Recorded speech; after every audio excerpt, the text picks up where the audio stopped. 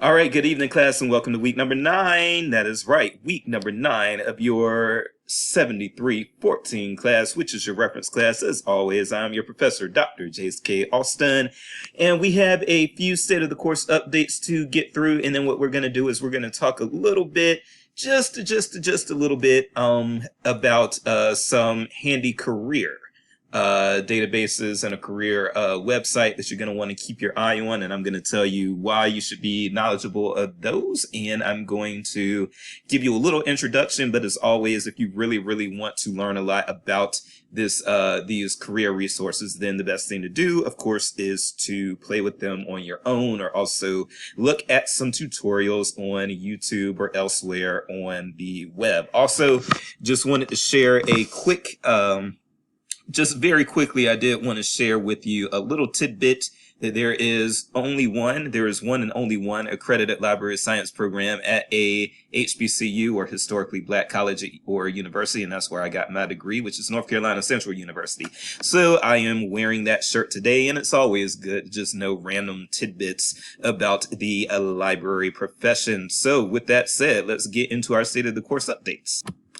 All right, so first thing is first, we want to look at the, I sent this announcement actually just a few minutes ago. Hold on one second. Sorry about that. My dad just texted me, and I always kind of prioritize texts that come from the immediate family. Sorry about that, but anyway, we are good to go. So let's look at these two course quick announcements here. So first things first, there is going to be a bit of a grace period for the Wikipedia edits. I apologize. It is taking me a little longer to get to to get through grading these virtual reference assignments that you all had. There were some complications with those virtual reference assignments. Some that were beyond my control, and some that honestly just were within my control. But there were a few kinks I had to work out for some people, and then there were also just some issues with there's just an issue also with me having 3 classes a semester instead of 2, just to be honest with you. So usually I have 2 courses per semester. When you have 3, it's a whole nother layer of work and grading and all that stuff to put on. I am happy to do it, happy to have a job, but at the same time, yes, that does slow down the grading. So the reason why you're getting this grace period is because, yes, I am seeing, I did post a video explaining 2 common mistakes that are made in APA. The reason I post those videos is because, or the reason I posted that video is because I knew that people were going to make those mistakes. So I was trying to reduce the number of people that made them. And I am seeing that some of you are indeed making the very mistakes that I warned you about. So you're going to lose points for that, but I only want you to lose points for that one time. Okay. So, yes, I'm pointing out to those of you who did make those mistakes that you're making mistakes, correct them for the Wikipedia assignment. And therefore, yes, you will get a little grace period. So that if you did your APA incorrectly on the Wikipedia edit assignment, then you do have a few days to correct that, do it properly, and resubmit. Okay. And what I will do is I will grade the latest. The second thing is, yes, this has happened to one of you. So I am going to go ahead and just explain it for the second thing. If you do your screenshot, if you do your before and after screenshots for your Wikipedia edit, and then somebody comes in and erases your edits, no, you do not have to do the assignment again. I am not going to hold you responsible for what somebody else does, for what some other editor does. You did your part in the assignment. There is a chance that every single Wikipedia edit that gets made in this course this semester might get erased at some point. So having said that, no, once you have done it, as long as you have the proof that you did what you were assigned to do, if somebody else comes and messes with your work, I'm sorry, but also no, you do not have to redo your work or edit a different page or anything like that. You've done what is expected of you, and that is that.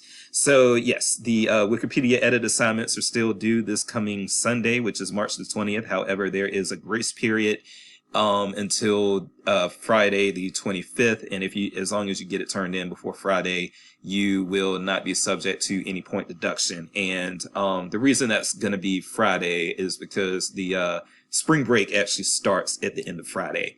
or on Saturday morning, however you want to look at it. So I want you all, even with the grace period, I want you all to turn your assignments in prior to spring break. And spring break is when myself and all the faculty, we use spring break, just so you know, in order to get caught up in grading. Every single one of us so does it.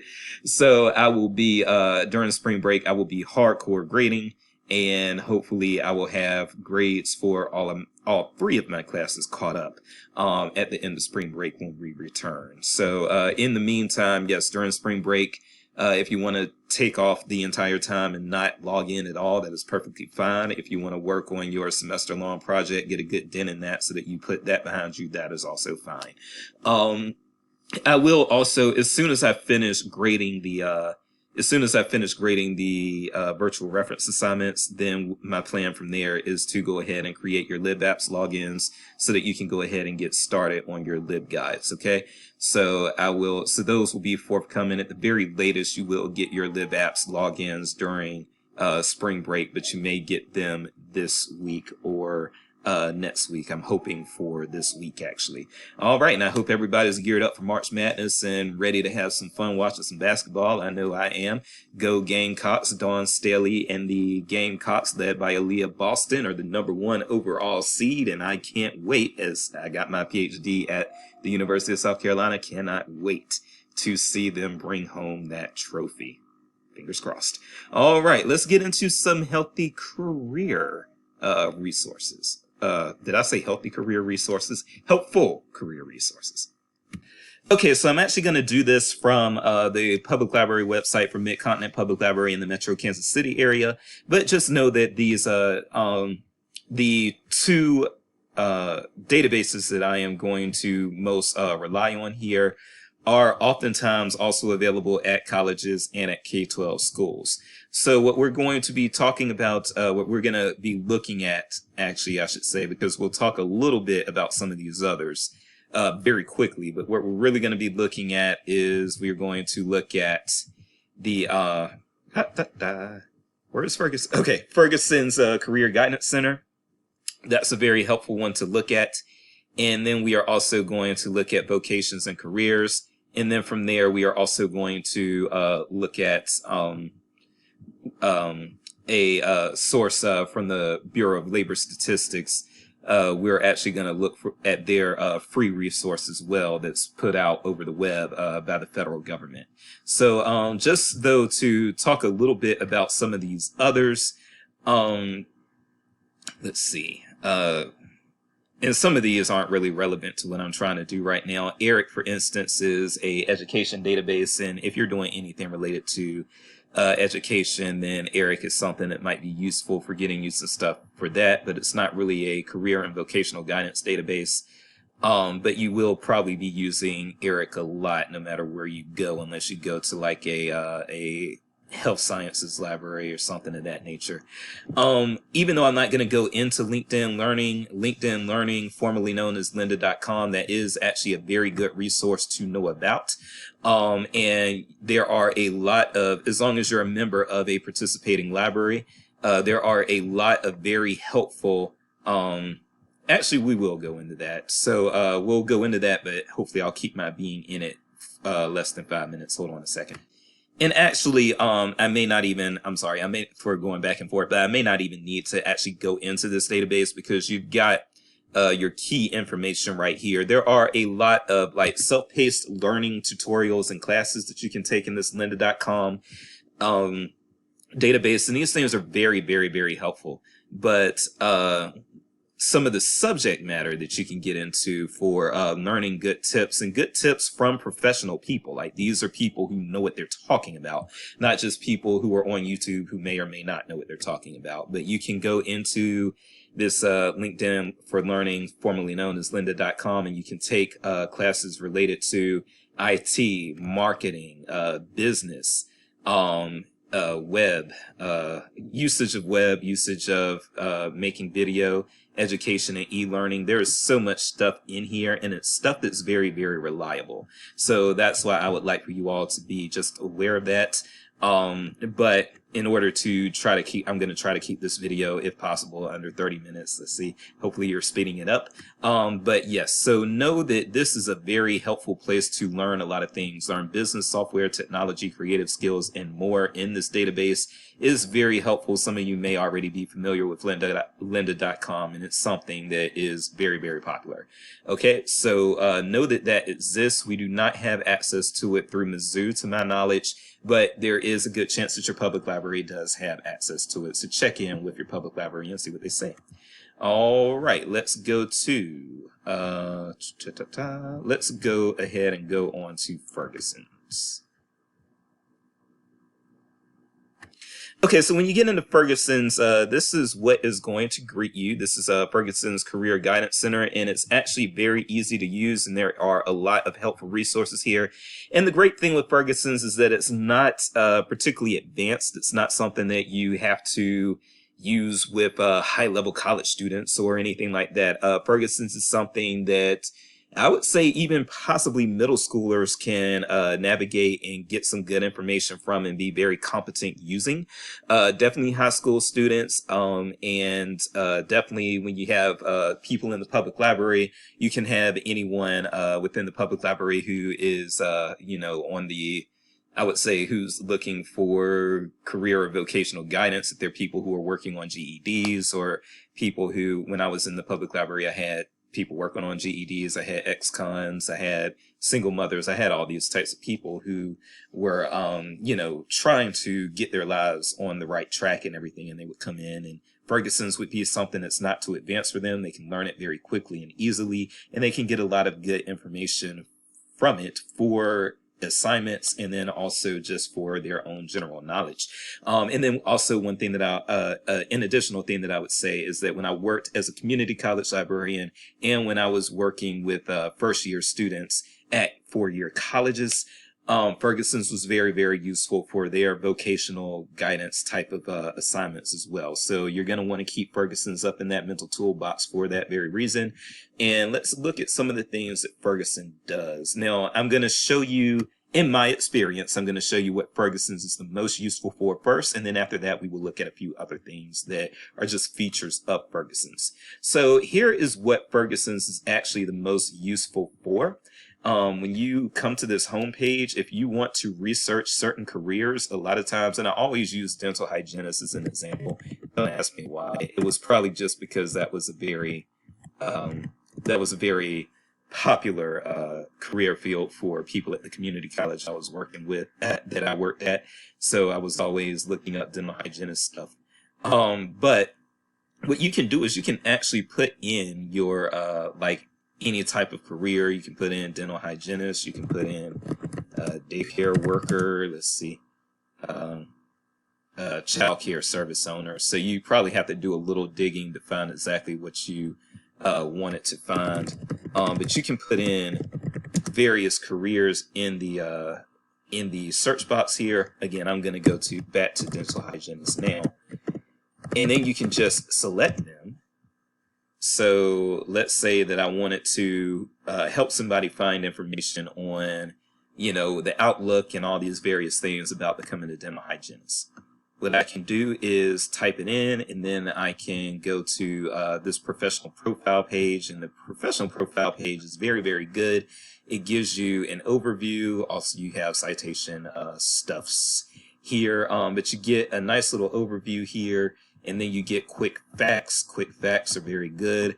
You can get your little permalink here. And then what you can do is these little arrows here, as you can see here on the right, you have a table of contents. And these little arrows here, they will take you through the table of contents as well. So as you can see, history is the next thing, and history would take me there. But you get your quick facts and everything. And some of these quick facts are very, very useful. For instance, median salary. $75,000. That is more than Dr. Jace makes. Actually, it's significantly more than Dr. Jace makes. But yeah, it's great. That is hard work, so they earn every penny of it. Minimum education level, associate's degree, what you would need to do in that role, skills that you would need, Outlook much faster than average Outlook, so that's awesome. So you get a lot of quick facts that are very easy to digest right off the bat. And then as you go through your table of contents, you get even more helpful information. You get history of what you're looking at. You get a more detailed description of the job. So you've got that there. Earnings, it's good to know what your earnings are. I will say that you're probably not going to get that 75,000 if you are in Columbia, South Carolina, or Columbia, Missouri, maybe. But because these are like U.S. median salaries, so they don't take into account that some people get paid more for the same job in different regions because of cost of living and things like that. But you've got an earnings rundown, work environment, which you will be working amongst and within. Exploring this job, that's also very helpful. Some things you want to do if you're trying to see if this is right for you.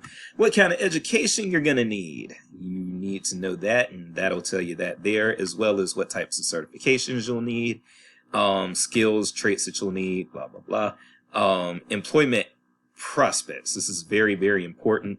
So when you're looking at employment prospects, there are some jobs that the outlook is a little better or the prospects are a little better than others. So that's something to consider. And when you're working with patrons, this is something you want to make sure they're aware of, because you don't want to direct them to things that don't look like they have a lot of good employment prospects. Advancement prospects for a dental hygienist, I don't know that those are too great, because you can get an associate's degree and become a dental hygienist. But I think in order to move up from there, you need a 4-year degree. Plus, I think you need an advanced dental degree. Outlook, very, very important. This is something that pretty much everyone needs to be aware of as they are digesting this type of information. And then the final things are a little less important, but still important. Unions and associations, if you're trying to learn about different associations in the realm that you're going in, tips for entry. These are of varying quality. As you can see, this one for dental hygienists isn't that great, but there are some that are actually really, really good. Learn more, and then, yes, resources and associations, dental hygienists, dental education association, and that sort of thing. The American Dental Association, all of these things. So this is one of the key things that that Ferguson's Career Guidance Center is used for. However, there are also some other things that you probably will want to be aware of. You can browse professions. So you can just take a look at various professions that are featured, and some even have videos and people talking to you and those sorts of things. You can also research various industries. You can take a career assessment test, and that's pretty cool. And that can help you get going onto finding a specific career path. The financial aid thing, this can be kind of helpful. Again, this is kind of hit or miss. School search, that's very, very useful if you are looking at something that's going to need more than just a high school diploma. School search can be very helpful for that. Graduate education opportunities and education opportunities, use those a little less, but financial aid, that's something you may want to take a gander at. And again, school search. Also, you do have resources for building resumes and building good cover letters and that sort of thing. These other three, I've never really messed with them. I don't know how great they are. And then when it comes to job postings, honestly, I would say that Ferguson's probably isn't where you want to go for the job postings. You probably actually do want to go to look at things like Monster or Indeed and that sort of thing. Even just standard Google searches probably will get you better results than Ferguson's. And again, you do have these various videos and things, and you do have like featured industries and that sort of thing that you can take a look at. So that is Ferguson's for you. Let's go ahead and look at our Gale resource. Give me one moment. Okay, so when you go into Gale Vocations and Careers, and I'm actually going to show you what that looks like too, or what it actually was from the outside. So at Mid-Continent, this is what it looks like, Gale One File Vocations and Careers. What this is very helpful for and useful for is actually finding literature on a chosen career path, which again, you will have high school students and first year college students or community college students a lot of times needing this type of information and this type of help. So this Gale resource is actually very, very good for that. So what you can do, and this works very similar to things like the search works very similar to things like sorry, Academic Search Complete and JSTOR, which I've shown you in the past, and some of the things that I'll show you in the future, they do have really similar ways of being searched.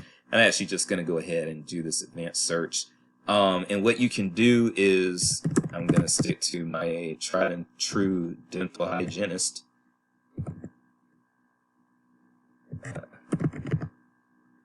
Okay, and I am actually going to, instead of making it a keyword, let's see if I can do, yeah, I'll do abstract.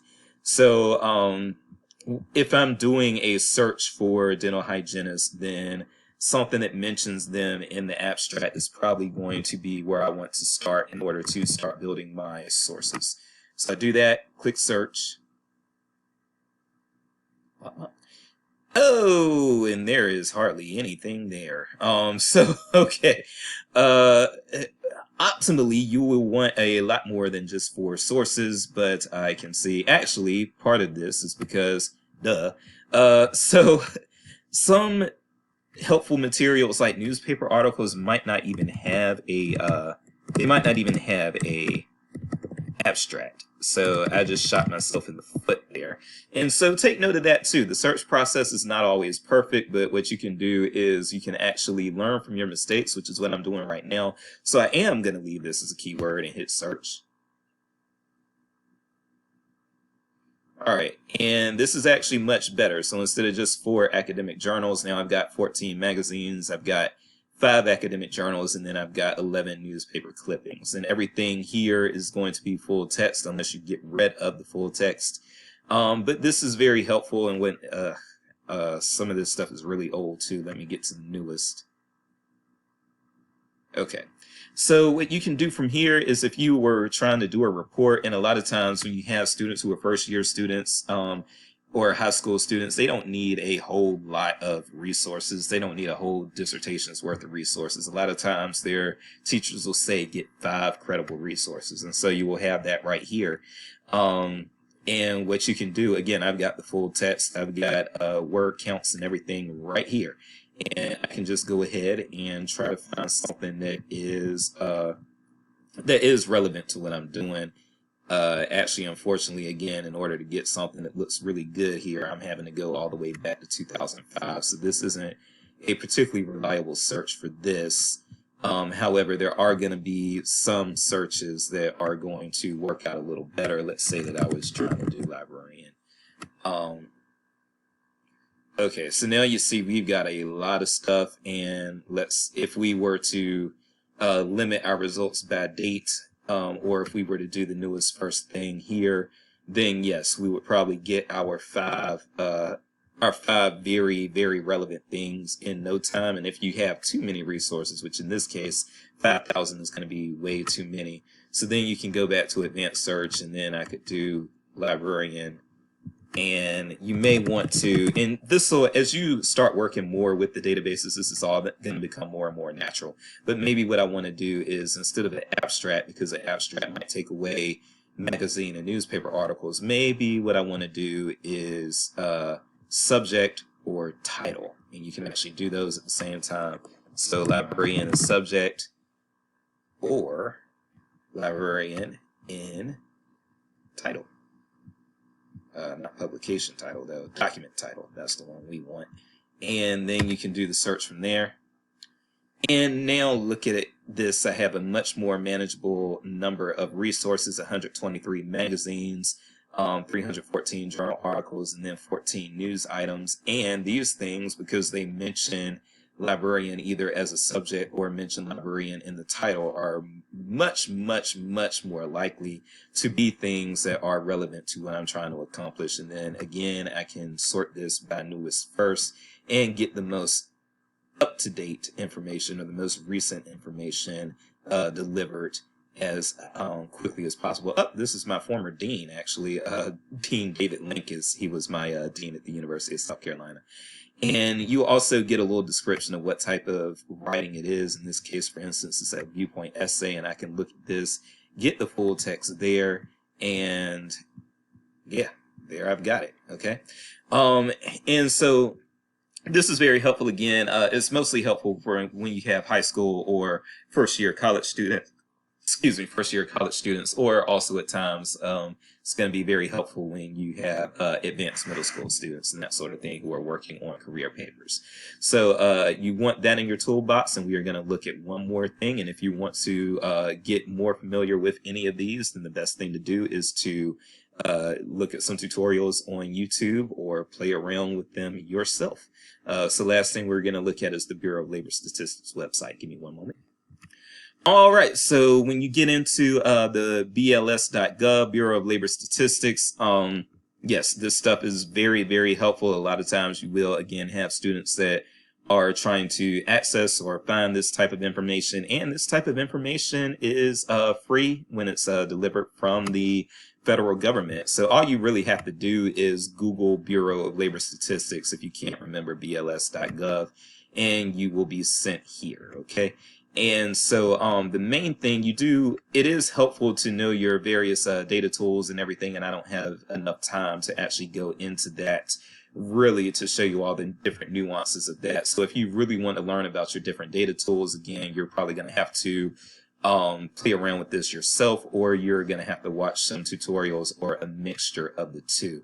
But what you can do, and again, let's see if my dental hygienist go-to is there. What you can do is, again, you can do the search field, and then you can get a entry from the Occupational Outlook Handbook, and this one is very, very recent, September 8th, 2021. So that's probably the latest information that you're going to get anywhere. And you can, again, click that, and you get similar information to what you saw in Ferguson's, but this is coming straight from the federal government and may have some different nuances to it. But you would, again, get your what they do, how to become one, pay.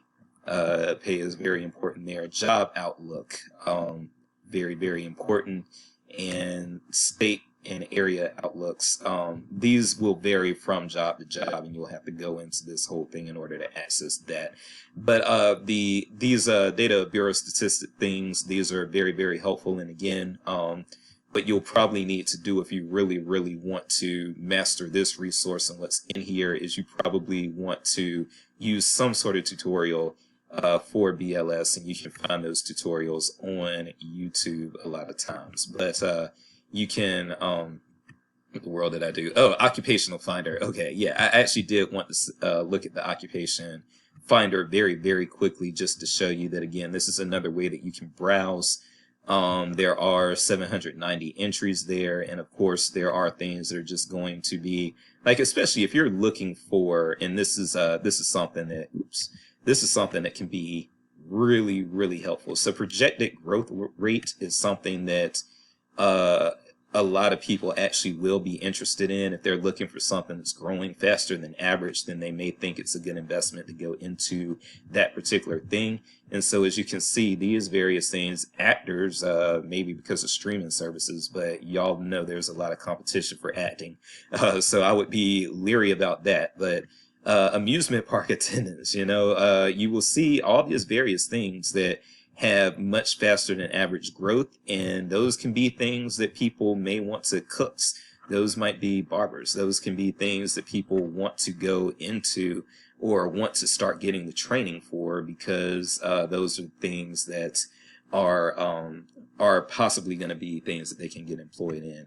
They may want to avoid the declining things, and so you can go to decline, select that, and see what's listed here. And these might be, again, things that you, oh, I didn't know correctional officers were on the decline.